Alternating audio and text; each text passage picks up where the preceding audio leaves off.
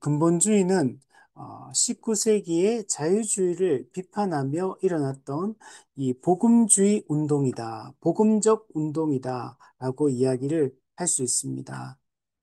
자유주의가 워낙 강하게 일어났기 때문에 그리고 자유주의가 올바른 교리와 신학을 이렇게 무너뜨리고 부정하고 예수 십자가 복음, 하나님 나라 복음의 그 본질을 무시하고 또 왜곡시키며 일어났기 때문에 복음의 진리를 수호하기 위해서 이 근본주의 운동이 일어났다라고 얘기를 했습니다. 그래서 이 자유주의가 합리주의의 기독교적 변형이었다. 그래서 이 자유주의 신학은 참된 기독교의 복음이라고 할 수가 없습니다.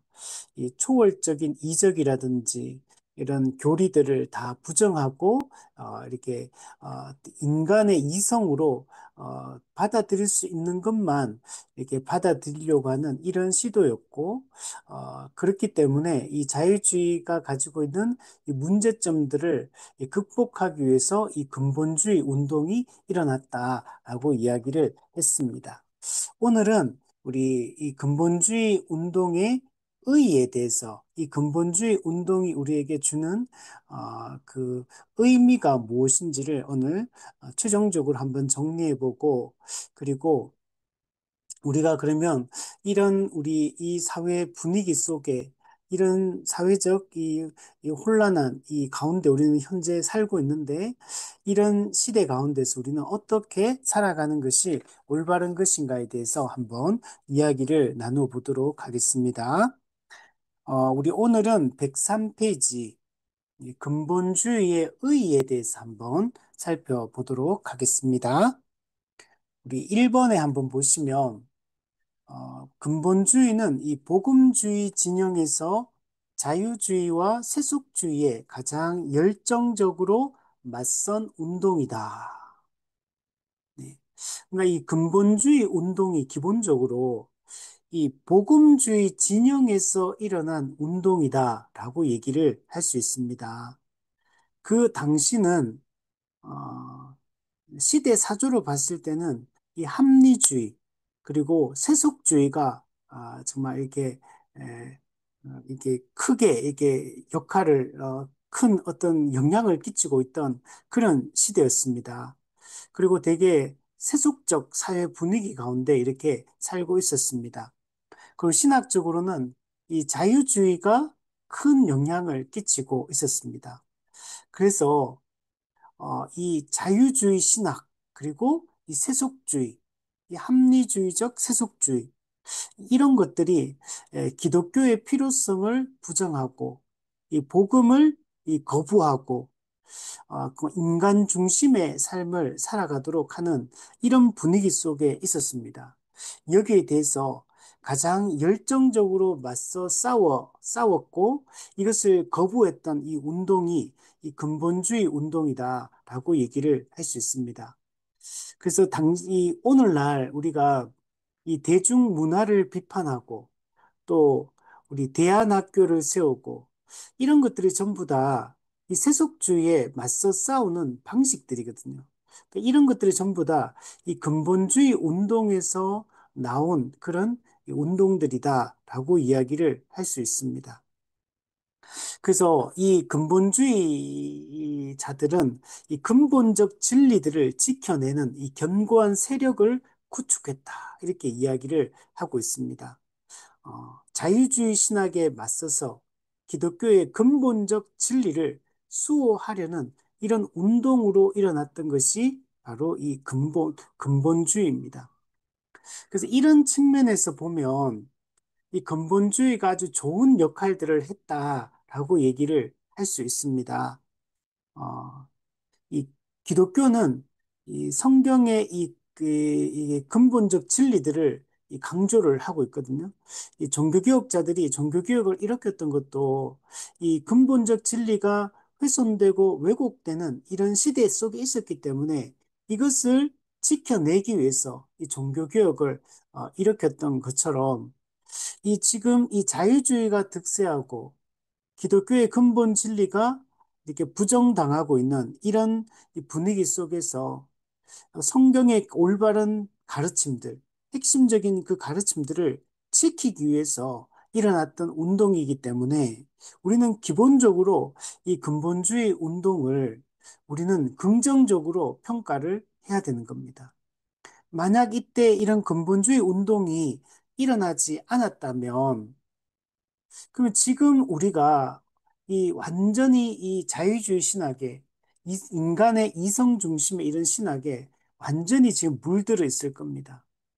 그나마 우리가 지금 이런 올바른 복음을 붙들고 또 우리가 초대교회와 종교개혁 전통의 이런 핵심 진리들을 우리가 붙들고 살아갈 수 있는 것은 이 근본주의 운동의 이 노력 때문에 우리가 또 지금 이 진리들을 지킬 수 있다라고 생각을 할 수 있습니다. 그래서 이런 측면에서 이 근본주의 운동을 우리는 기본적으로는 긍정적인 이 생각을 가지고 바라보는 것이 중요하다라고 말할 수 있습니다. 물론 지금은 이제 근본주의가 가지고 있는 폐단들이 있다 보니까 지금 근본주의자다, 근본주의다, 이렇게 얘기하면 대개 사람들은 부정적인 생각을 많이 갖고 있습니다. 어, 물론 충분히 우리가 이해할 수 있는 측면이 있지만, 그러나 이 근본주의 운동이 처음 시작되게 된 이 배경, 그 의도들을 우리가 충분히 생각을 해야 됩니다. 그래서 무조건 비판적으로 그런 약점이나 폐단들이 있다고 해서 무조건 근본주의 운동은 잘못된 것처럼 우리가 이렇게 생각하는 것은 잘못되었다라고 말할 수가 있습니다. 자, 우리 밑에 보면 이 근본주의 운동은 이 특별한 구령의 열정을 가지고 있었습니다. 어, 왜 그러냐면 조금 전에 얘기했던 것처럼 이 자유주의 신학 그리고 합리주의의 물결, 이런 세속주의, 이런 시대사조, 이런 것들 때문에 지금 점점 더 교회는 이렇게 궁지로 몰리고 있었어요. 사람들은 하나님을 믿지 않고 성경을 중요시 여기지 않고 교회를 멀리 하려는 이런 분위기가 그 당시 이 미국 교회에 가득했기 때문에 그러니까 이 이제 올바른 이 복음을 따르려고 하는 이런 신앙인들 입장에서 봤을 때는 기독교가 정말 이 소수로 전락할 수도 있겠다. 기독교가 정말 이 사회 속에서 완전히 궁지로 몰릴 수 있겠다. 이런 두려움을 느낄 수밖에 없는 겁니다. 그렇기 때문에 이 근본주의 이 운동은 이 기독교의 근본 진리들을 이 전하고 사람들이 이 세속주의에, 자유주의 신학에 물들지 않도록 그들을 끄집어내야 되고, 그들을 지켜내야 될 이런 필요성을 많이 느끼게 됩니다. 그렇기 때문에 이 근본주의 운동이 이 구령의 열정, 복음 전도에 대한 열정, 전도와 선교에 대한 이런 열정이 일어날 수밖에 없는 겁니다. 교회를 지키기 위해서 기독교를 지키기 위해서 적극적으로 이 복음 전도에 힘썼던 운동이 이 근본주의 운동이다라고 이야기를 할 수 있습니다. 그래서 이런 측면에서 보면 근본주의는 정말 우리에게 좋은 영향을 끼쳤다라고 얘기를 할 수 있습니다. 우리 한국 교회도 이 근본주의의 영향을 받은 선교사들이 들어왔고 또 그래서 한국 교회도 근본주의의 영향을 받게 됩니다. 그렇기 때문에 한국 교회도 이런 이 근본주의가 이게 강조했던 이 핵심 진리들, 기독교의 근본 진리들, 이런 것들이 좀 견고하게 뿌리를 내리며 한국 교회가 세워질 수 있게 된 겁니다. 이런 측면에서 보면 아주 좋은 이런 역할들을 했다라고 얘기할 수 있고, 또 구령의 열정, 이것도 한국 교회가 그대로 또 물려받았기 때문에 한국 교회도 이 전도의 열정을 가지고 있었다라는 걸 알 수가 있습니다.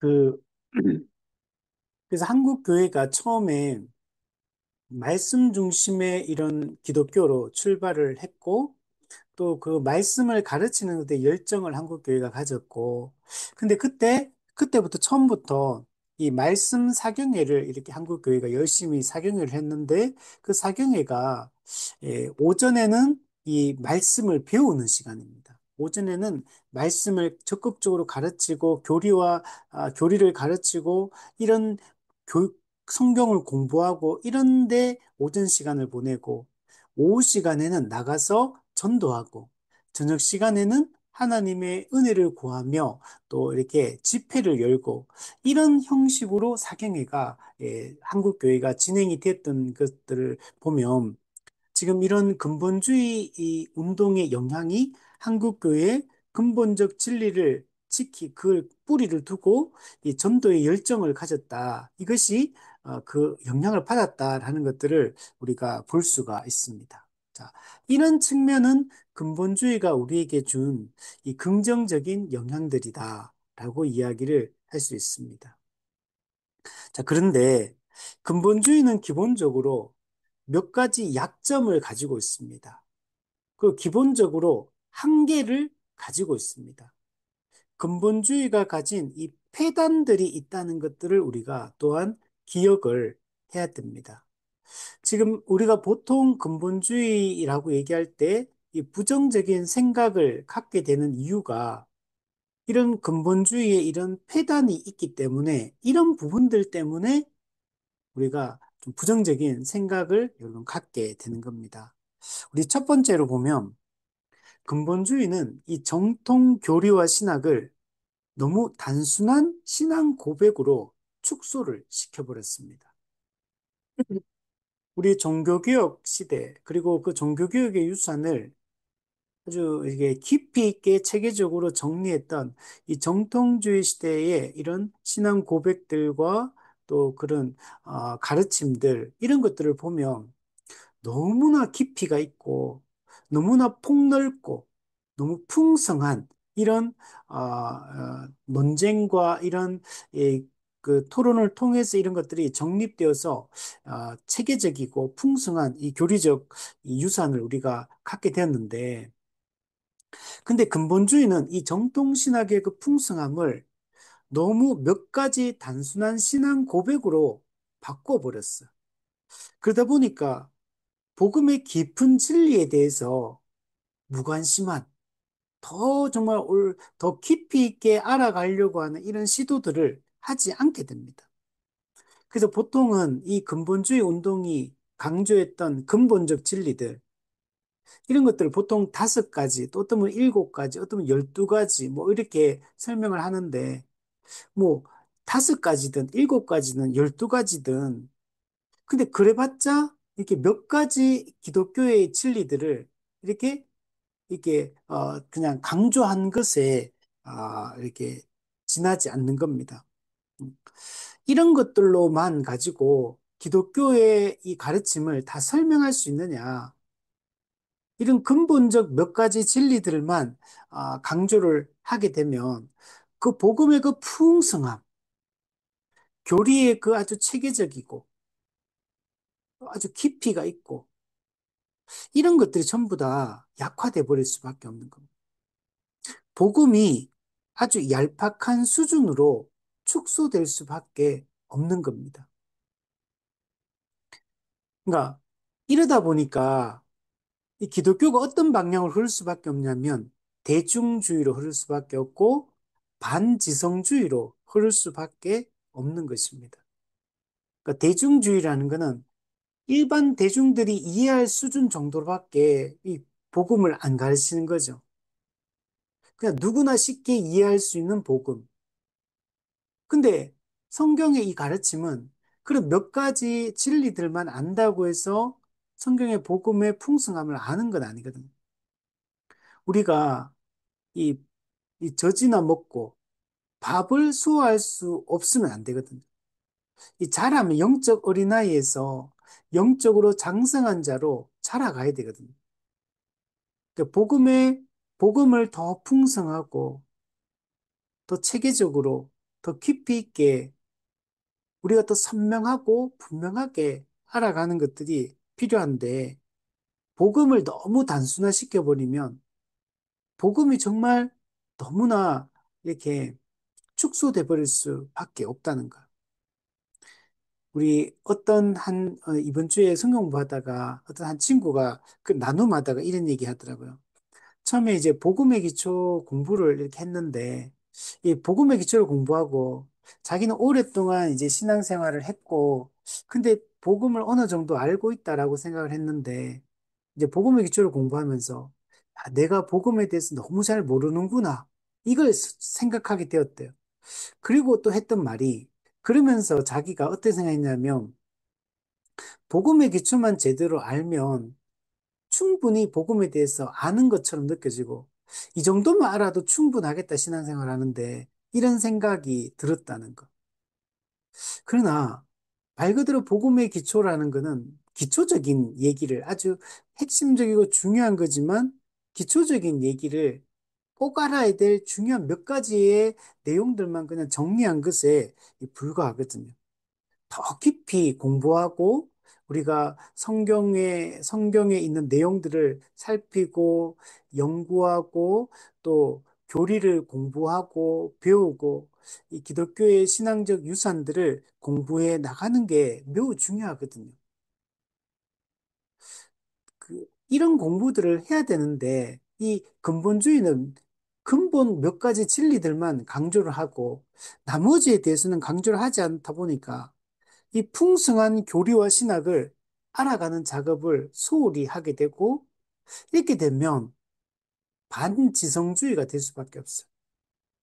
이 성경의 이 깊은 진리들을 알아가야 되는데 그런데 무관심한 이런 교회가 될 수밖에 없는 겁니다. 그 사람들이 이렇게 되면 복잡하게 배우는 걸 싫어하게 돼 있습니다. 근데 이렇게 생각하는 거죠. 그냥 예수 믿고 구원받으면 되지 뭐. 뭐 이 정도로 생각하는 거. 물론 예수 믿고 구원받으면 되는데, 근데 우리가 그 예수님이 어떤 분이고 어떤 일들을 하셨는지, 또 그분이 하신 사역의 결과가 무엇인지, 그분이 우리에게 이미 성취한 것은 무엇이고 약속하신 것은 무엇인지, 이런 거에 대해서 우리 알아가야 되고, 또 우리가 예수님에 대해서만 안다고 다 되는 게 아니라 성부 하나님은 어떤 분이신지, 어떤 일을 하셨는지, 어떤 약속을 하시는지, 성령님은 어떤 분인지, 어떤 일을 하시는지 우리가 알아가야 된다는 것. 우리가 하나님의 사랑에 대해서도 알아야 되지만 또 예수 그리스도의 은혜에 대해서도 알아야 되고 또 성령의 교통하심에 대해서도 알아야 되고 교회에 대해서도 알아야 되고 인간에 대해서도 알아야 되고 우리 종말에 대해서도 알아야 되고 세상에 대해서도 알아야 되고 우리가 천사론에 있어서 선한 천사와 악한 천사에 대해서도 알아야 되고 또 천국과 지옥에 대해서도 알아야 되고 우리가 성경에서 아주 다양한 진리를 알려주고 있는데 우리가 올바른 이런 이해들, 깊이 있는 이해들 그리고 거기서 끝나면 안 돼요. 성경이 우리의 신앙생활에 어떤 영향을 끼치는지, 또 우리의 이 정치와 경제와 문화와 사회와 또 우리의 가정과 직장과 또 모든 인간관계와 우리가 이 땅에서 살아가는 모든 삶에 대해서 성경이 뭐라고 얘기하는지, 성경이 어떤 이 정말 보편적 원리들을 알려주고 있는지, 이런 것들을 알아가야 된다는 거. 성경은 이 모든 것에 대해서 이야기를 해주고 있는데, 그냥 우리는 너무 단순한 예수님은 성육신하셨다. 예수님은 죽으셨다. 예수님은 부활하셨다. 성경은 하나님의 말씀이다. 예수님은 재림하신다. 물론 아주 핵심적이고 기독교가 꼭 붙들어야 될 진리이긴 하지만, 이런 몇 가지 진리만 이걸 우리가 지켜내고, 이런 걸 강조했던 건 자유주의가 이런 것들을 부정했기 때문에 그래서 이 자유주의 신학에 대해서 이런 맞서기 위해서 이런 중요한 진리들을 강조한 거는 우리에게 좋은 점이지만 그러나 여기서 그쳐서는 안 된다는 거예요.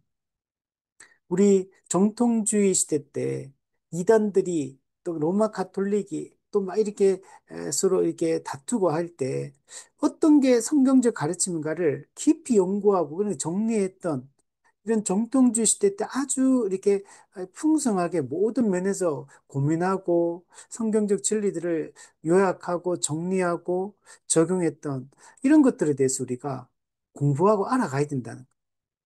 그 지금도 이 정통주의 시대 때 종교개혁자들이 썼던 이런 책들만 조금 읽어봐도 얼마나 깊이가 있고 풍성한지, 얼마나 세밀하게 이야기하는지, 지금, 지금 이렇게 열심히 그래도 나름 공부하려고 하는 사람들, 우리가 읽어봐도, 우리도 읽어보면, 와, 이런 내용이 있구나, 이런 깊이 있는 이야기들이 있구나. 우리가 좀 아직 알지 못하는 것도 얼마나 많은지 몰라요. 그런 책들을 보면. 아, 정말 우리가 너무 모르고 있구나. 이런 그런 책만 읽어봐도 그런 생각이 드는데, 몇 가지 진리로 단순화시켜서 이게 전부인 것처럼 말하는 것들은 큰 문제가 된다는 겁니다. 오늘날 우리 현대 교회는 어떻습니까? 우리는 무엇을 믿는지에 대해서 너무 단순한 가르침에 그냥 그치고 있지 않는가? 우리는 정말 이 복음에 대해서 깊이 있게 이해하고 있는가? 나는 복음이 무엇인지를 정확하게 이해하고 설명할 수 있는가? 그걸 우리가 생각을 해봐야 되는 겁니다. 그래서 우리는 더 정교하게 우리가 성경을 공부하는 것들이 필요합니다. 하늘아, 고개 들고, 하늘아.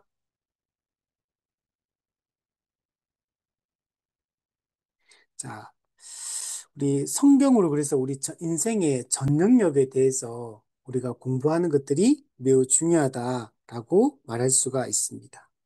자, 우리 밑에 보면 현대 사조와의 싸움에 우리가 과도하게 근본주의는 집착하고 있다.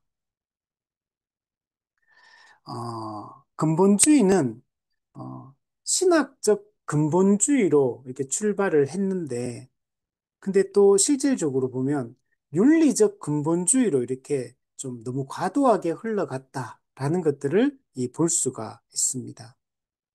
그래서 조금 이게 당시 시대의 사조가 이렇게 시대에서 나타내는 그런 어떤 당시에 이게 낙태라든지 이런 뭐 마약, 술, 담배, 뭐 또 반공사상, 그 뭐 동성애 이런 문제들 분명히 문제점이 있는 게 맞죠. 그런데 이런 것들을 너무 이런 것과 싸우는 것에만 너무 집중을 했던 측면은 이 문제가 있는 것입니다.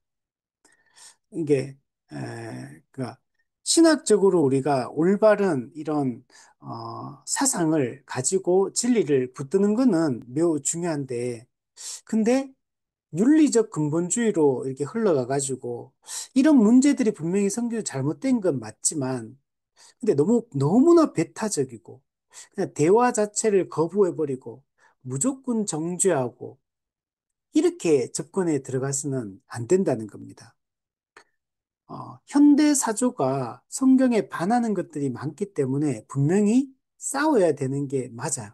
그리고 기독교적인 그런 입장과 또 기독교적인 이런 대응을 하는 것들이 매우 중요한 것은 사실이지만, 그러나 이 현대 사조의 이런 부분들과 과도하게 여기 집착해서 이런 것들과 싸우고 정죄하고 비판하고 이런 쪽으로만 흘러가서는 안 된다는 겁니다. 우리가 어떤 뭐 낙태 문제 하나만 생각해 봐도 분명히 이제 낙태를 하는 게 잘못됐지만, 근데 거기에 들어가면 많은 이 고민거리들이 있다는 거. 많은 문제점들이 있고, 거기서 이런 이제 그런 또 우리가 깊이 고민해 봐야 되고 해야 될 문제점들이 있기 때문에 들어가서 이런 이야기를 해야 되는데 그냥 무조건 정죄, 비판 이렇게만 접근해 버리면 아무 문제도 해결할 수가 없게 되는 겁니다. 그러면 이 기독교에 속하지 않은 사람들이 볼 때는 그냥 기독교하고는 말이 안 통한다. 더 이상 대화 자체가 불가능하다. 그냥 아예 기독교와는 이런 문제에 대해서 대화 자체를 하지 않으려고 하는 이런 문제점들이 생긴다는 겁니다. 이 근본주의가 너무나 독선적이고 배타적으로 이렇게 접근해서 그냥 정죄하고 심판하고 근데 이렇게만 접근에 들어갔던 거는 분명히 문제점이 있습니다. 우리가 잘못된 거는 잘못된 거지만 우리가 이 문제를 어떻게 설득하고 대화를 통해서 또 이 문제를 해결해 날 것인가 대안을 제시하고 이제 이런 방향으로 가야지만 이 정말 기독교가 올바르게 접근해서 이런 문제들을 풀어 나갈 수가 있다는 겁니다. 그래서 이런 측면이 중요하다라고 말할 수 있습니다. 자, 세 번째는 보면 세상 학문을 기독교 타락의 원인으로 규정하는 이 반지성적 태도. 네. 이 근본주의는 이 세상 학문을 반기독교적이라고 생각을 합니다. 그래서 반기독교적이기 때문에 이것 때문에 이제 많은 문제가 발생한다. 그러니까 아예 거부를 해버리는 어, 이런 세상의 학문들을 그냥 부정하고 반대하는 어, 이런 반지성적 태도로 흘러갔습니다. 그러니까 일반 학문에 대해서 이 근본주의가 되게 부정적인, 과학에 대해서도 되게 부정적인 이런 태도를 지녔습니다. 이거는 분명히 문제가 있습니다.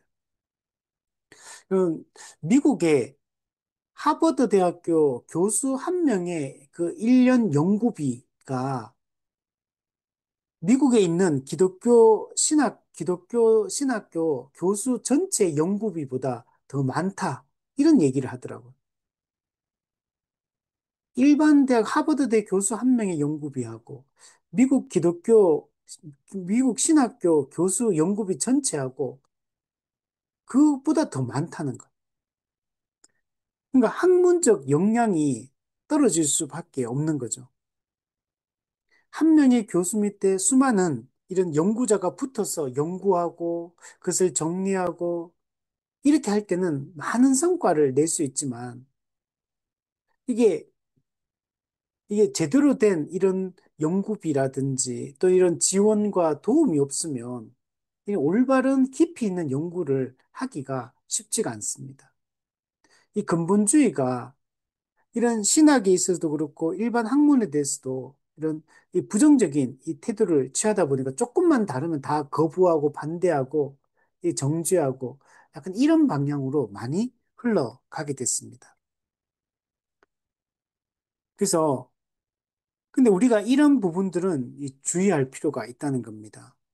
기독교인들이 일반 학문에 대해서 어떤 관점을 가져야 되냐면 우리 일반 학문을 우리가 이것을 우리가 공부하고 또 여기서 뭔가 성과를 내려고 하고 이렇게 하는 것들이 이게 신앙을 포기하는 게 여러분 아닙니다. 근데 이 근본주의자들은 이런 일반 학문이 반기독교적이기 때문에 이것을 따르는 것은 신앙을 거부하는 것이다. 이렇게 생각하는 이런 지경까지 가는 겁니다. 그래서 세상 학문에 대해서 매우 비판적 시각을 가지고 있고 반지성적 태도로 그냥 거부하고 이렇게 돼버리니까 이런 깊이 있는 어떤 대화를 하고 또 이렇게 발전할 수 있는 이런 여지 자체를 차단하는 이런 이제 분위기가 형성이 된 겁니다. 우리 밑에 네모 박스에 보면 이 반지성적 대중주의의 한계가 있습니다. 근본주의는 이런 대중주의, 반지성주의 이렇게 흘러갔는데 오히려 밑에 보면 깊이 있고 체계적이었던 정통신학에서 떠나서 손쉽게 이해할 수 있는 신종 대중신학의 영향을 받기 시작했다. 원래 우리 기독교 정통신학은 아주 깊이 있는 아주 체계적인 이런 거였는데 근데 근본적인 진리만 강조하면서 일반인들이 쉽게 이해할 수 있는 이런 정도의 가르침만 가르치다 보니까 이 대중신학이 깊이가 없어져 버린 겁니다. 그리고 더 이상의 이런 신학적 고민들 또는 또 일반 학문과의 이 관계성 문제 이런 데서 다 문제가 생기게 됩니다. 이 대표적인 그 내용이 뭐냐면 제일 강력히 그 당시에 반대했던 게 뭐냐면 이 다윈주의, 곧 진화론 이 문제였습니다. 그 중에 아주 유명한 재판이 하나 있었는데 미국의 그 고등학교 생물 선생님이었던 존 스콥스, 존 스콥스의 이 원숭이 재판이라는 아주 중요한 사건이 하나가 있었습니다.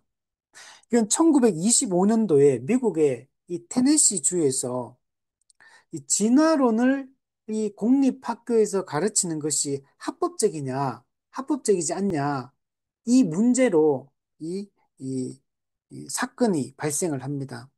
이거는 이제 과학과 종교의 문제, 또 표현의 자유 문제, 이런 거에 대해서 아주 중요한 이 상징적 사건이 바로 이 사건입니다. 그 당시에 미국의 테네시주는 버틀러 법이란 버틀러 법을 통과를 시켰는데 이 버틀러 법이 뭐냐면 미국의 공립학교에서는 진화론 교육을 금지시킨다. 그러니까 미국 공립학교에서 진화론을 가르치면 안 된다. 왜? 진화론은 창조론에 배치되는 거기 때문에 진화론을 가르치면 안 된다라는 걸 테네시주가 이 버틀러 법을 만들어 가지고 이걸 공포를 했습니다. 그런데 이 존 스콥스, 이 미국의 공립학교 생물 선생님이었던 존 스콥스가 이 테네시주의 이 법을 어기고 진화론을 계속 가르쳤습니다. 이게 문제가 됩니다. 법적으로 진화론을 공립학교에 가르치면 안 된다라고 법을 만들었는데 이 법을 어기고 이 진화론을 가르쳤기 때문에 이 문제가 됩니다. 이게 당시에 미국에서 아주 크게 이슈가 됩니다. 그 전국적인 이슈가 되고 사람들의 관심을 끌게 됐던 게 뭐 때문이냐면 이 진화론과 이 창조론의 이 대결 구도 때문에 그렇습니다. 그래서 진화론과 창조론 어느 것이 맞느냐 이런 대결 구도로 이 원숭이 재판이 이 시작이 되었습니다. 그래서 이것 때문에 이 교육에 있어서도 또 종교의 자유 그리고 표현의 자유 이런 문제에 대해서 아주 큰 논쟁을 촉발시켰던 이 사건이 바로 이 존 스콥스의 원숭이 이 재판이었습니다. 나중에 이 존 스콥스는 그래서 나중에 이 재판에서 벌금 100달러를 선고를 받습니다.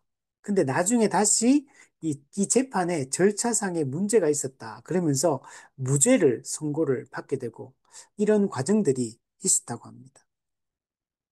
자, 이런 문제들이 있을 때 이 교회가 깊이 있게 이런 것들을 연구하고 같이 이렇게 고민하고 성경적으로 이런 문제에 대해서 어떻게 답변할 것인가 이런 것들을 고민을 해야 되는데 이런 고민들을 하지 않고 너무 그냥 단순하게만 이렇게 신학을 전개하고 그리고 일반 학문에 대해서도 부정적이고 비판적인 시각, 거부하는 태도 이런 것들을 계속 가졌기 때문에 이 근본주의가 이 반지성주의로 이 흘러갈 수밖에 없었던 겁니다.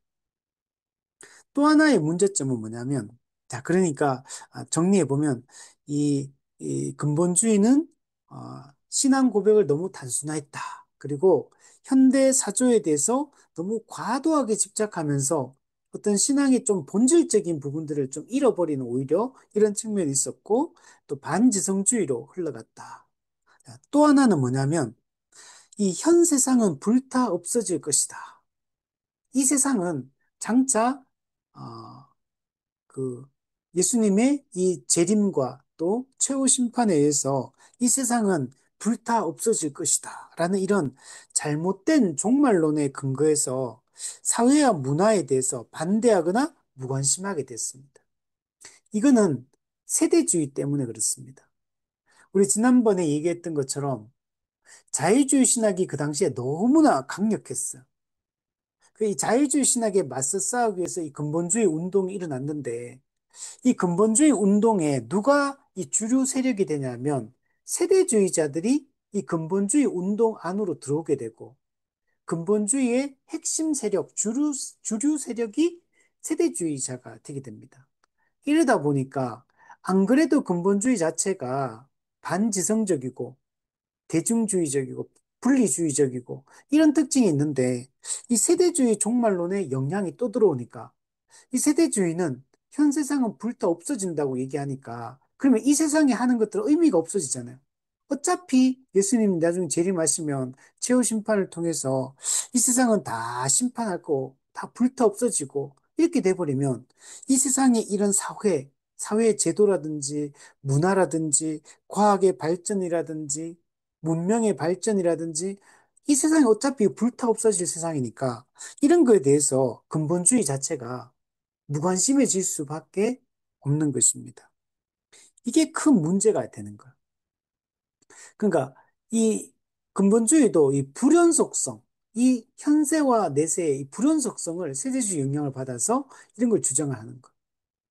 원래 개혁주의자들이 얘기했던 것들은 이 불연속성도 있지만 연속성도 있다. 이렇게 주장을 했었는데 성경은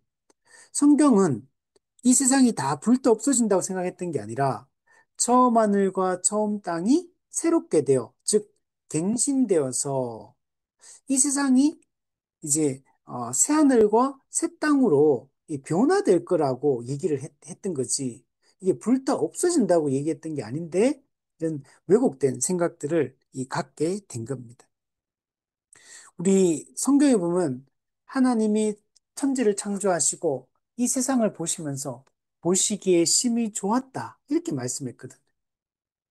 또 노아 언약을 통해 무지개 언약을 통해서 이제 다시는 홍수로 심판하지 않겠다고 말씀하시면서 이 창조 세계를 보존하고 유지하시겠다. 이렇게 말씀을 했습니다.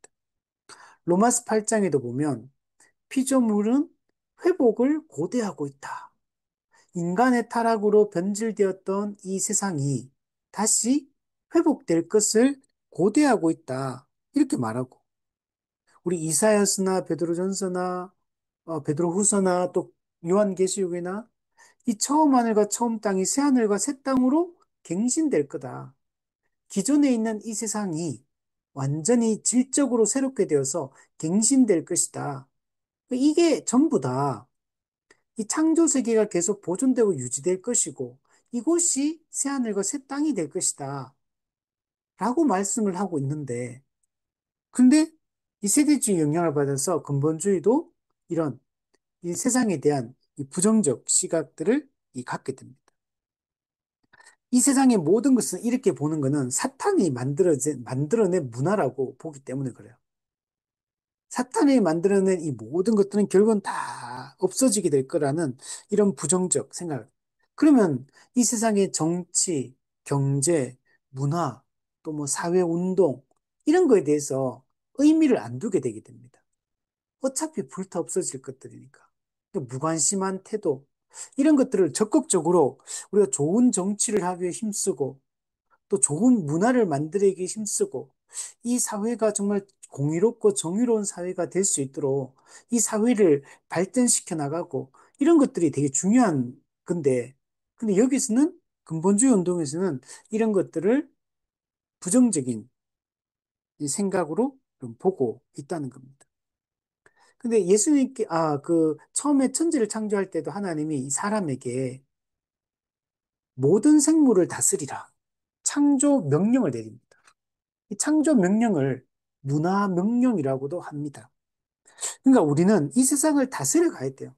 더 발전시켜 나가고 더 아름답게 관리하고 가꾸고 그 모든 피조물들이 각자의 그 주어진 역할들을 잘 감당할 수 있도록 하는 것이 중요합니다. 여러분, 새하늘과 새 땅에서 완성된 하나님 나라에서도 성경에 보면 우리가 장차 영원히 왕노릇할 것이다. 그 삼위 하나님의 통치에 교회도 함께 동참해서 그 왕노릇에 동참한다는 얘기예요. 계속 영원히 왕노릇 한다는 얘기는 창세기 타락 이전에 주어졌던 이 문화 명령이 창조 명령이 장차 완성된 하나님 나라에서도 계속 이어진다는 걸 얘기하는 거예요. 우리는 하나님의 대리 통치자로서의 이 사명을 완성된 천국에서도 계속 그 사명을 수행한다는 얘기를 하는 거예요. 그리고 이것은 연속적인 부분이 있고 불연속적인 부분이 있다는 것. 우리가 이런 생각들을 가지는 것이 중요합니다. 그리고 하나님은 인간이 타락한 이후에 지금도 여전히 이 세상을 일반적 통치를 계속 지금도 하고 있습니다. 하나님이 이 세상을 거부하는 것이 아닙니다. 지금도 하나님은 세상을 통치하고 있습니다. 그리고 하나님께서 우리 로마서 13장의 말씀처럼 하나님께서는 위에 있는 이 왕이라든지 총독이라든지 이런 통치자들을 이 땅에 세워주셨어요. 즉, 국가, 세속 정부를 세워주셨습니다. 그것을 통해서 악을 억제하고 선을 장려하고 하나님의 공의가 시행될 수 있도록 하는 이런 역할들을 하게 했다는 것. 그리고 또한 이 사회가 어떻게 됩니까? 이 독재 시대에서 이 민주 시대로 이렇게 민주주의가 꽃피울 수 있도록 또 이 법치주의를 통해서 또 삼권 분립을 통해서 우리가 이 땅에서 인간이 인간답게 살아갈 수 있도록 이렇게 하신 것들이 전부 이것도 하나님의 은혜라는 거예요. 하나님이 우리가 독재 시대를 살아가면 사람의 기본권이 다 부정되어집니다. 인권이 무시당합니다. 그거는 하나의 방법이 아니에요. 하나님이 주신 이런 민주주의 체제 자체가 이런 게 삼권 분립의 이런 제도 자체가 하나님이 주신 사람이 주신 선물이라는 거.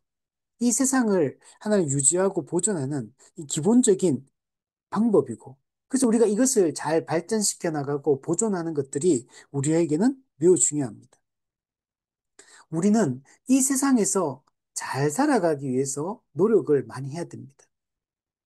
우리가 단지 어떤 종교적인 측면에서만 우리가 하나님과 올바른 관계를 맺고 살아가는 게 아니고 그것이 우리의 일상의 모든 삶의 영역에서 우리가 하나님을 믿는 자로서 하나님의 말씀에 순종하여 우리가 살아가는 게 이게 전부가 신앙생활에 다 속한 것이다. 이렇게 우리가 생각을 해야 됩니다. 그래서 먼저 우리가 교회 안에서 잘 살아갈 때 교회답게 잘 살아갈 때 이 사회 속에서도 우리가 한 명의 그리스도인으로서 우리가 잘 살아갈 수가 있는 것입니다. 그래서 이런 부분들을 우리가 부정하거나 반대해서는 안 된다는 것. 자, 그리고 이 근본주의는 개인 구원만을 기독교의 유일한 사명으로 간주했다. 왜? 세상이 불타 없어질 거라고 근본주의가 생각한다 그랬잖아요. 어차피 이 세상이 불타 없어질 거기 때문에 그러면 여기서 중요한 게 뭡니까? 이 불타 없어질 세상에서 사람을 건져내는 것이 중요한 거예요. 그러니까 이 근본주의는 뭐에 집중하게 되냐면 영혼 구원, 개인 구원, 개인의 영혼 구원에 초점을 맞출 수밖에 없어요. 근데 물론 개인 구원, 영혼 구원은 우리에게 매우 중요합니다. 우리가 전도를 하는 것도 이것 때문에 하는 게 맞죠. 그러나 여기서 그쳐서는 안 된다는 거예요. 우리 에베소서 1장 10절에 보면 만물을 그리스도 안에서 통일한다 이런 말씀이 있거든요. 만물을 그리스도 안에 통일한다는 얘기는 단순히 타락한 인간만 구원한다는 얘기를 하는 게 아니고 만물의 회복까지 포함하고 있는 거예요. 피조물의 회복, 창조 세계의 회복. 우리는 영혼 구원, 개인 구원 플러스 만물의 회복까지 이게 하나님의 구원 계획이라는 걸 생각을 해야 돼요. 하나님이 단지 우리 사람만 거듭나게 구원하는 게 아니잖아요. 처음 하늘과 처음 땅을 새 하늘과 새 땅으로 창조하실 것이다. 피조물을 회복하실 것이다. 만물을 회복하실 것이다. 이렇게 말씀하고 있다는 성경은.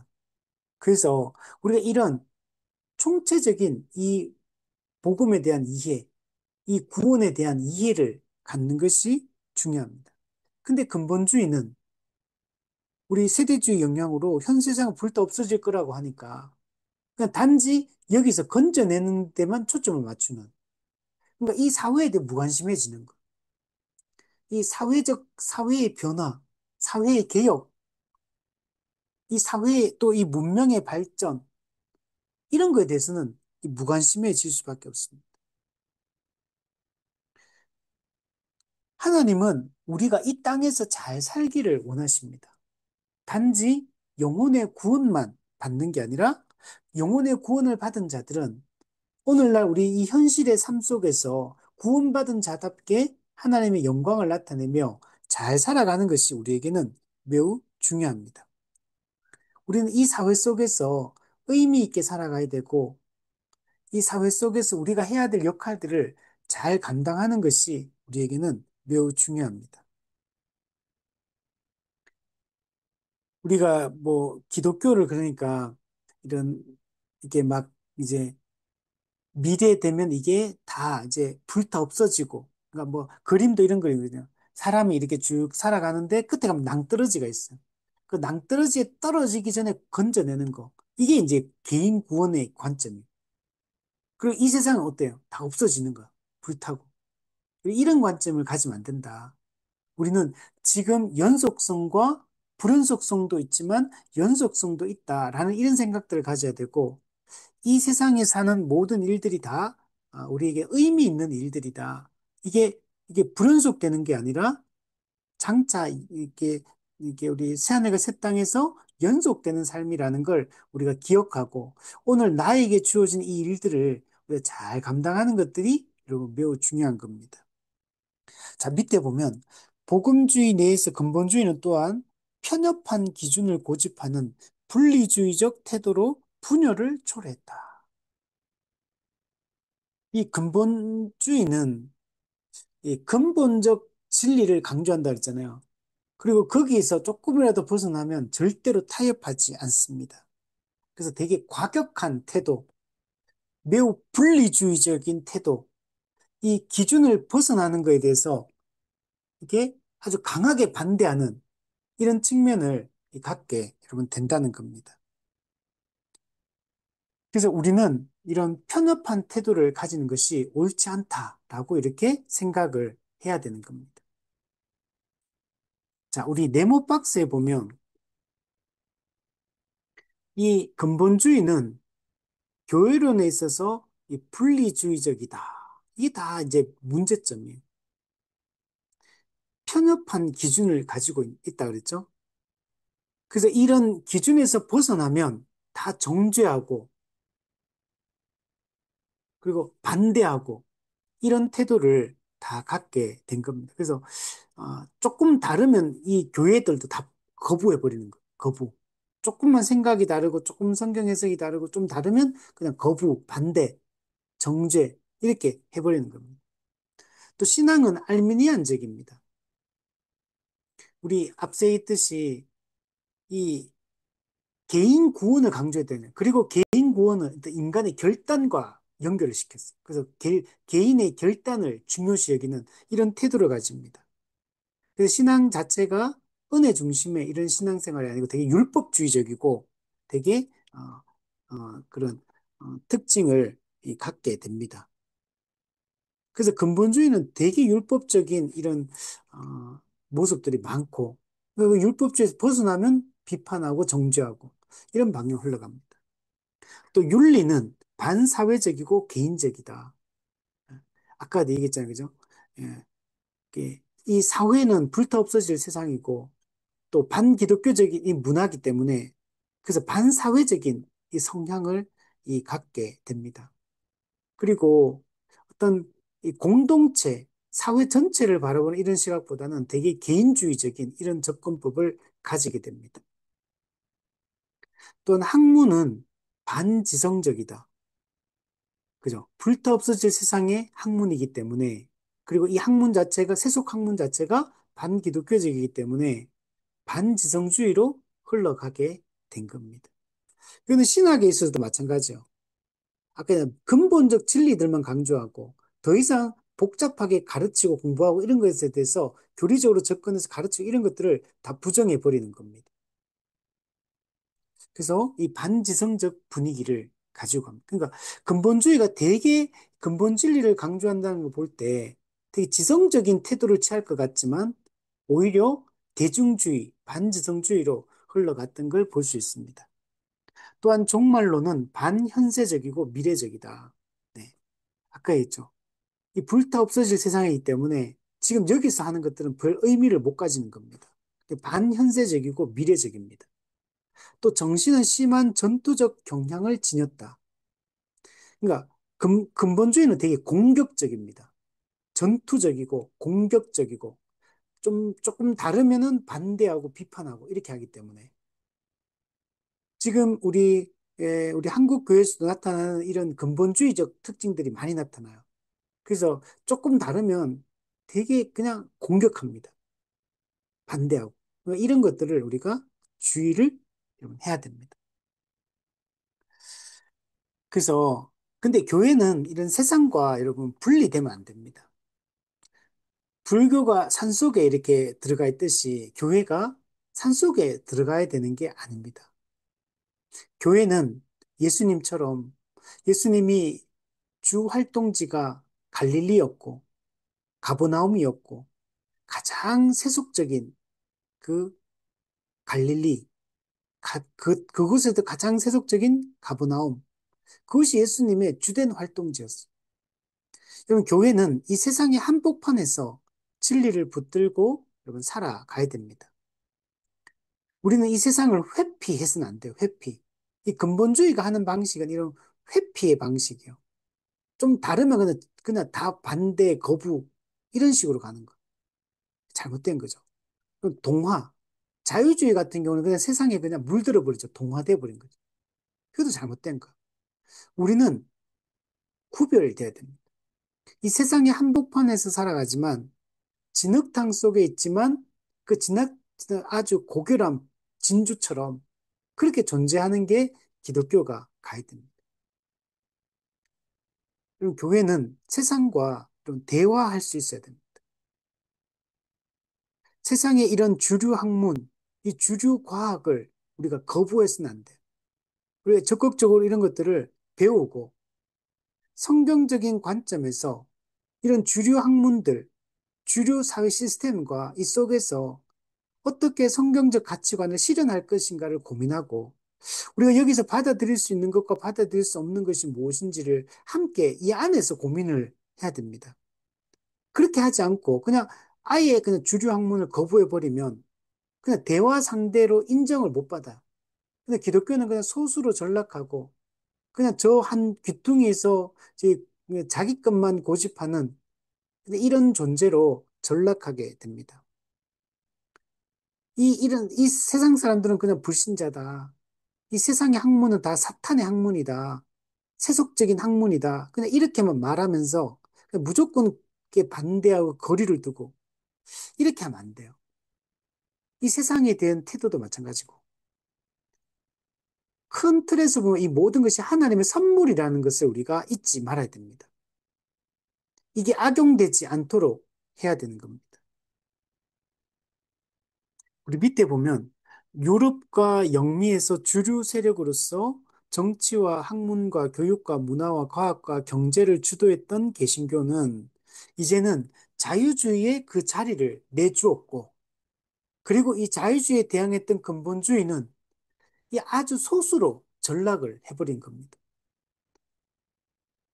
처음에는 이 자유주의 신학과 맞서 싸우고 세속주의에 맞서 싸우기 위해서 근본주의가 일어났지만 실제로는 오히려 더 고립되고 오히려 더 스스로가 자기 자신을 왕따시키는 이런 방향으로 근본주의가 흘러가 버린 겁니다. 그리고 근본주의 주요 세력인 세대주의에 의해서 폐단이 더욱더 극대화됩니다. 반현세적, 미래적 이런 이게 반 그죠? 이 반사회적, 반지성적 이런 특징들이 더 강화되는 이런 방향으로 흘러갔다. 그래서 우리가 이런 부분들을 주의를 해야 됩니다. 우리 3번에 보면, 자, 그런데 이 근본주의의 진리 수 열정, 근본적 진리를 지키려고 하는 이런 열정은 그대로 견지하면서도, 그러나 근본주의가 가지고 있는 폐단을 경계하면서 활동했던 사람들이 있습니다. 이 사람들이 누구냐면 이 정통 복음주의자들입니다. 종교개혁과 정통주의 시대에 이런 유산들을 물려받은 올바른 이 복음주의자, 올바른 개혁주의자들, 이런 사람들이 미국에서 일어나게 됩니다. 그래서 이건 되게 좋은 거죠. 네. 진리를 지키면서도, 그러나 근본주의의 폐단을 극복해서 이 세상과 세상의 학문이라든지 이런 것들에 대해서 이런 것들을 하나의 선물로 그냥 받아들입니다. 기본적으로. 아, 이건 다 하나님의 선물이고 하나님 통치하시는 영역이다. 그리고 이 세상의 어떤 학문과 이런 과학과 이런 것들을 대화하려고 하고 여기서 이 세상 이 세속 학문이 가지고 있는 약점은 무엇이고 또 아직 미완성적인 이런 측면들에 대해서도 올바른 이해를 가지고 그래서 대화하면서 이 세상 속에서 기독교가 어떤 태도로 살아가야 되는지를 고민했던 이런 정통주의자들 이런 사람들이 있었습니다. 그 대표적인 사람이 이 그레시엄 메이천 우리 지난주에 얘기했던 구 프린스턴 신학교, 원래 장로교 신학교로서 올바르게 가르치다가 자유주의가 프린스턴 신학교에 들어오면서 이제 신학교 전체가 좌경화됩니다. 그래서 대다수가 이 자유주의 신학을 받아들입니다. 여기에 반대하면서 싸웠던 인물이 이 그레시안 메이천입니다. 그리고 그가 이 프린스턴 신학을 떠나서 웨스트민스터 신학교를 세우게 되고, 그래서 웨스트민스터 신학교가 이 정통 개혁주의 신학을 가르치는 중요한 보루로 이렇게 세워지게 됩니다. 그리고 거기서 교수로 활동했던 이 코넬리우스 반틸, 이 코넬리우스 반틸은 개혁주의 변증학자다. 변증학을 아주 어, 정립했던 잘 가르쳤던 인물이 이 코넬리우스 반틸입니다. 철저히 성경의 권위를 인정하고 계시를 중요시 여기고 하나님의 은혜가 없으면 진리를 인식할 수 없다. 하나님의 은혜와 하나님의 계시가 있기 때문에 우리가 하나님을 알 수 있고 참된 진리가 무엇인지 알 수 있다. 그래서 어떤 신앙적 전제에서 하나님과 이 성경의 가르침들을 변증했던 그래서 개혁파 변증학에 큰 영향을 미쳤던 사람이 바로 이 코넬리우스 반틸입니다. 오늘 우리도 이 코넬리우스 반틸의 이런 기독교 변증학을 우리가 공부하고 이 세상 속에서 이, 이 합리주의 이 문화 속에 살고 있는 사람들에게 기독교가 진리라는 사실을 올바르게 변증해 나가는 것들이 중요합니다. 그래서 우리가 이런 기독교 변증에 대해서 관심을 가야 돼. 이렇게 하려면 이 세상 사람들과 대화를 할 수 있어야 돼. 그래야지만 이런 변증이 가능하고 기독교가 진리라는 사실을 드러낼 수 있습니다. 그냥 무조건 거부, 반대해버리면 아예 세상 속에 기독교가 진리라는 걸 세상 사람들을 받아들일 수 있도록 접근할 수가 없게 되는 겁니다.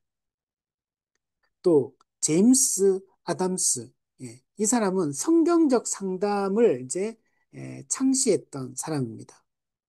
이 제이 아담스는 이 성경을 상담의 유일한 권위로 인정했습니다. 그러니까 상담이라는 거는 중요하잖아요. 우리 인간을 살아갈 때. 근데 성경에 철저히 이제 근거를 둬야 된다. 성경이 이 상담의 유일한 권위다. 이렇게 강조를 했습니다.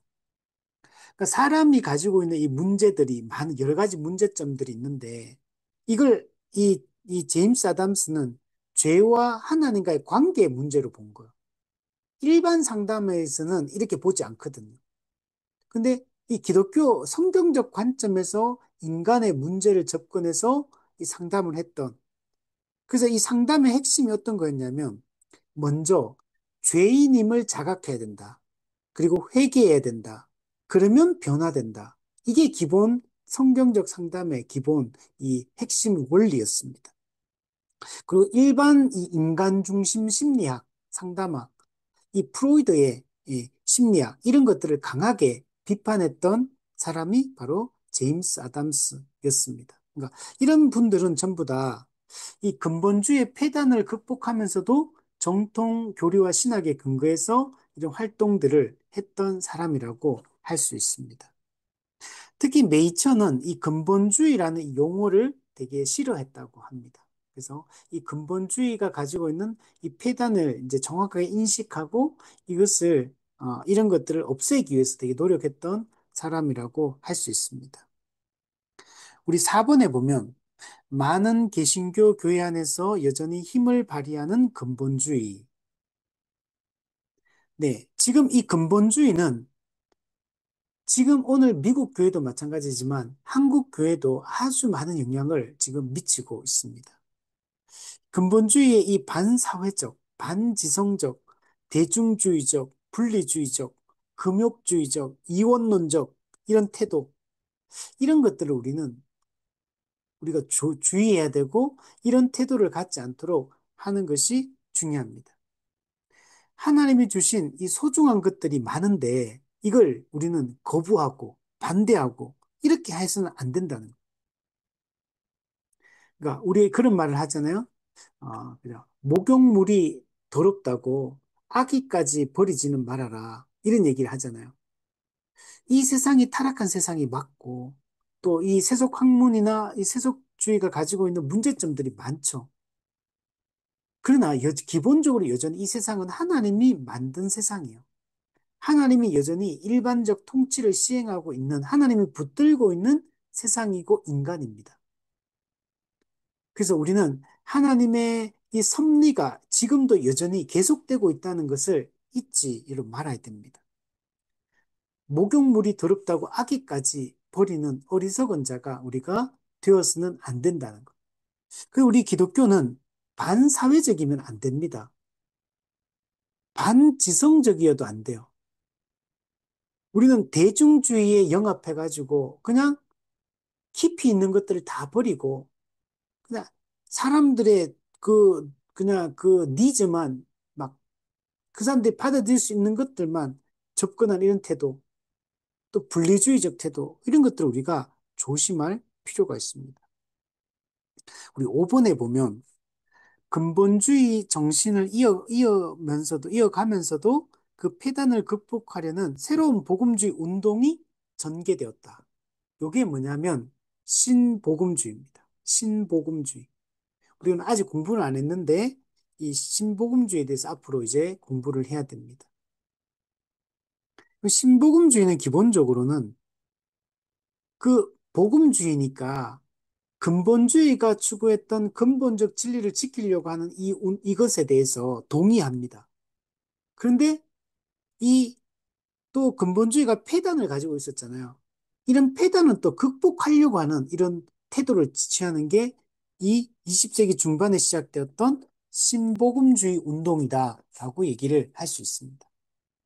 그러니까 여기에 3번에서 보았던 정통 복음주의자들하고는 다른 겁니다.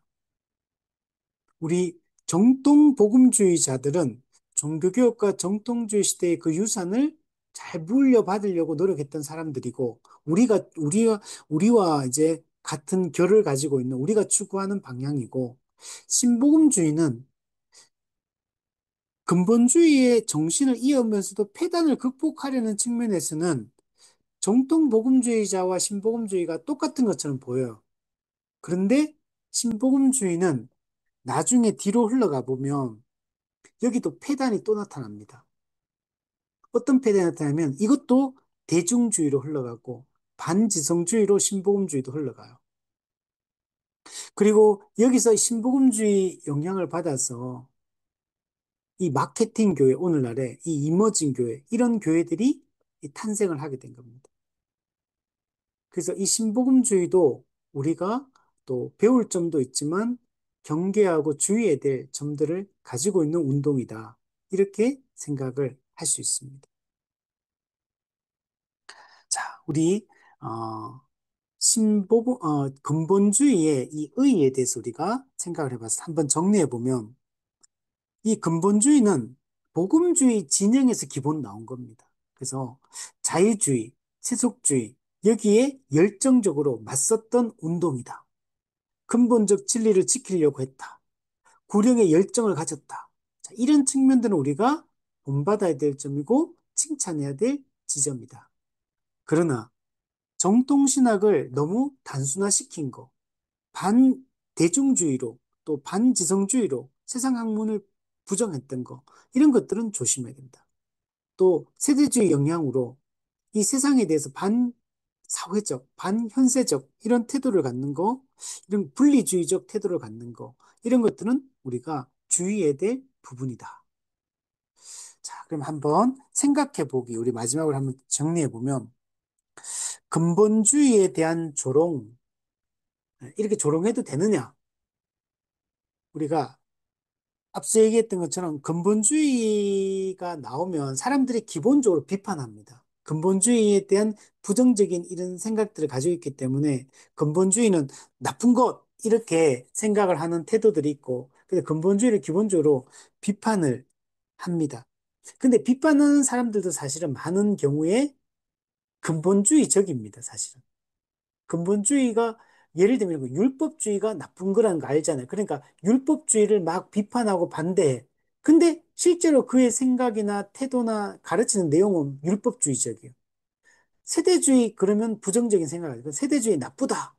나는 세대주의 싫어한다. 그랬는데 말하는 내용은 세대주의가 말하는 그런 생각과 태도를 가지고 있어.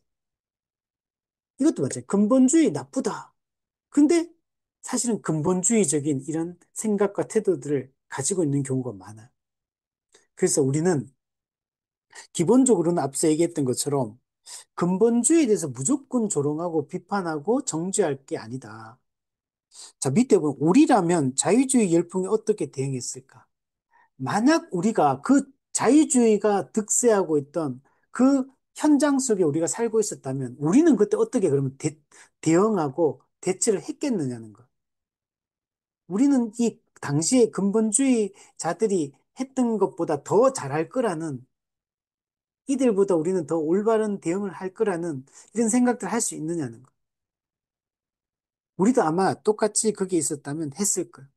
그리고 이들이 그 당시엔 자유주의가 워낙 셌기 때문에 거기에 대해서 이런 싸움을 했던 걸 시작했던 것만 해도 사실 대단한 거라고 얘기할 수 있고 그래서 이들의 이 헌신과 노력에 대해서 우리가 이게 긍정적으로 평가하고 우리가 칭찬해야 될 그런 부분들이 있다.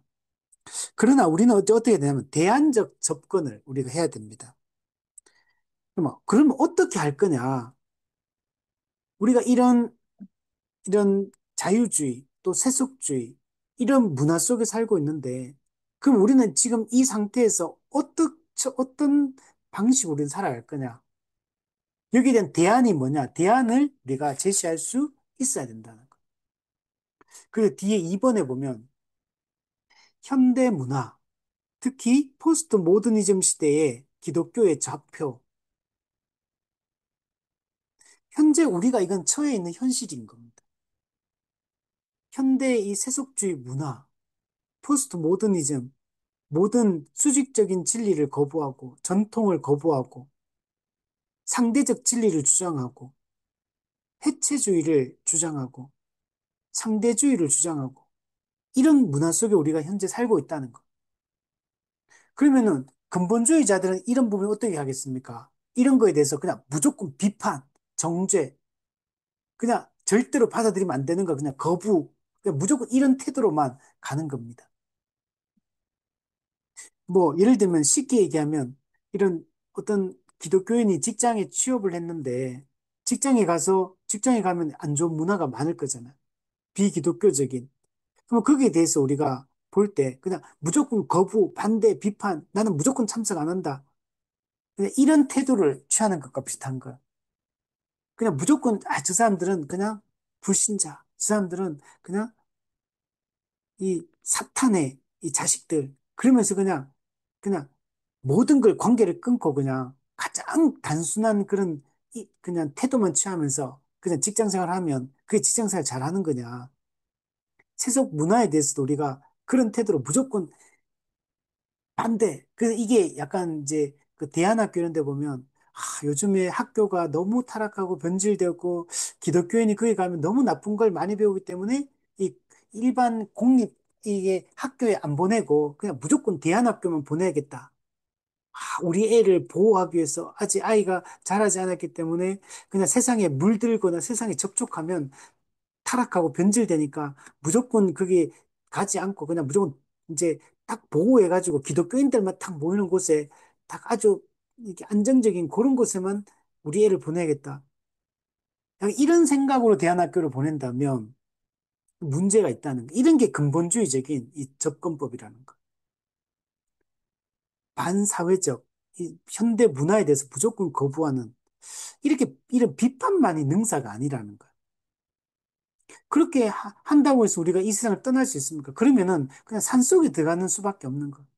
그냥 현대 문화, 현대 사회 시스템 다 벗어나서 그냥 저기 뭐 무인도 같은데 섬에 가가지고 있으면 그죠.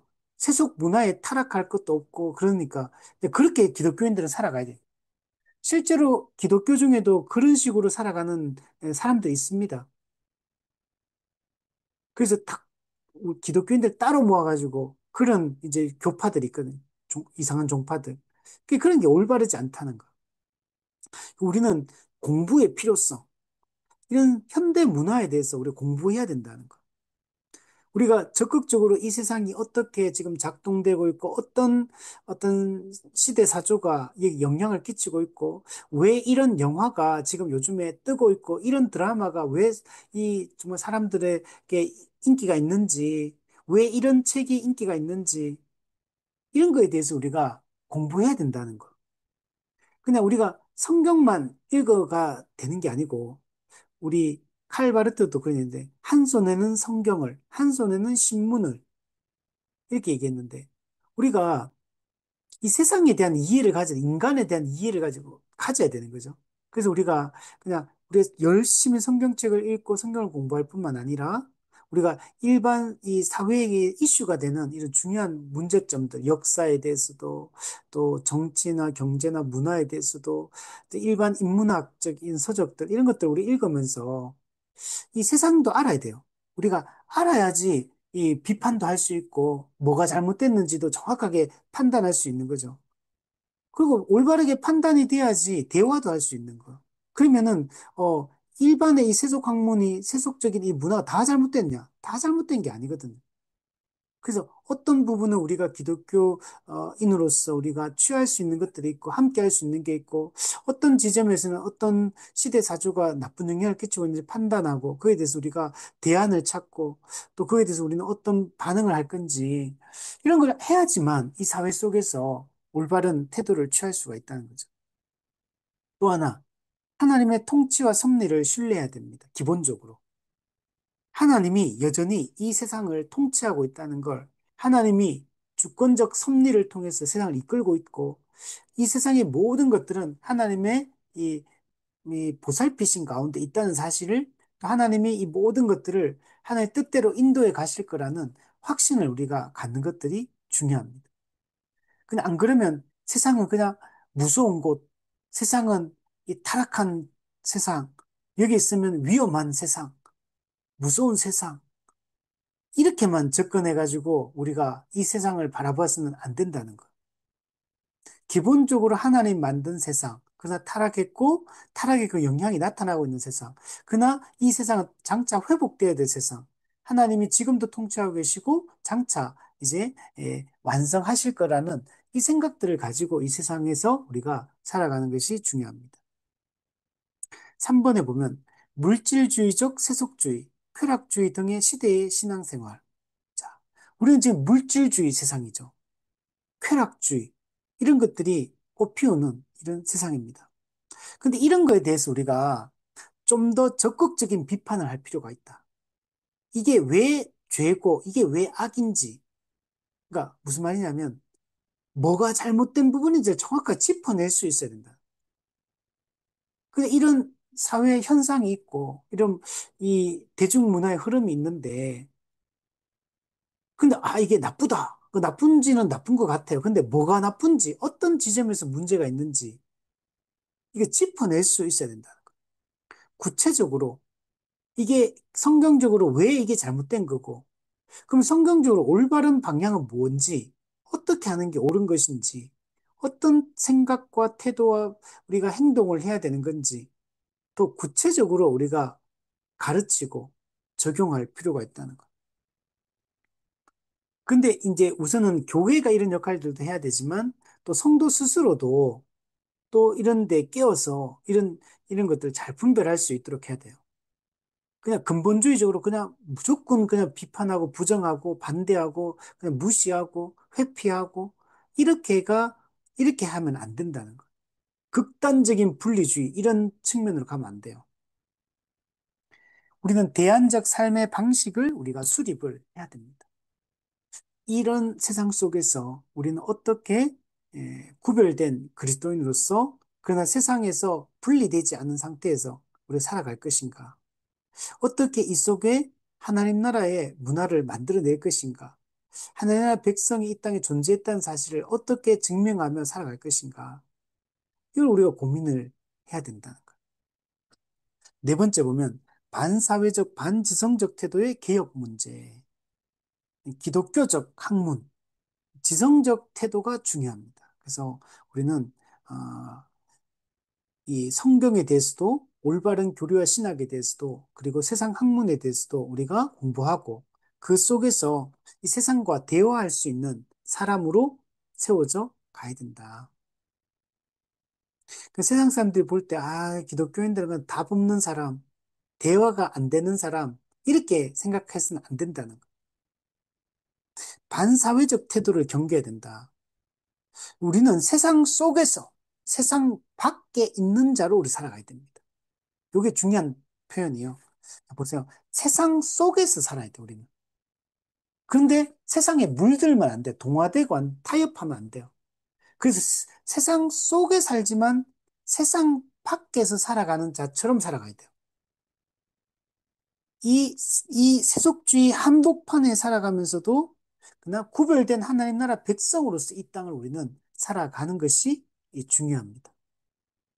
그리고 우리는 이 세대주의 종말론의 그 불타 없어질 세상이라는 이런 개념으로 이, 이 문화를 부정할 게 아니라 우리는 성경적 종말론을 가진 이 세상은 회복되어야 될 세상이고 예수 그리스도께서 오심으로 말미암아 이미 이미 임한 하나님 나라를 통해서 회복하셨고 장차 최후 심판을 통해서 완전히 회복하실 거라는 다시 갱신시킬 거라는 이 생각들을 가지고 우리가 살아가야 됩니다.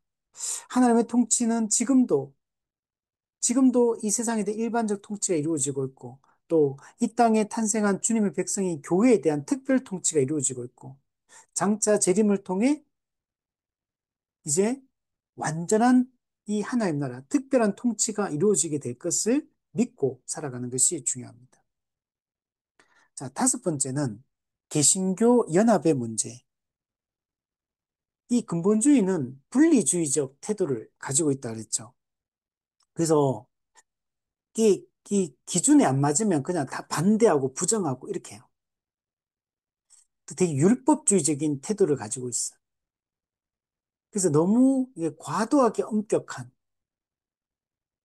그리고 조금이라도 우리가 근본 진리 문제가 아니면 조금 다른 걸 포용을 하고 수용을 해야 되는데 이 근본 진리 문제 정말 죽고 사는 문제가 아닌데 근데 조금 다르다고 좀 신학과 교리가 다르다고 해서 무조건 배척하고 반대하고 비판하고 이런 태도를 취해서는 안 된다는 거.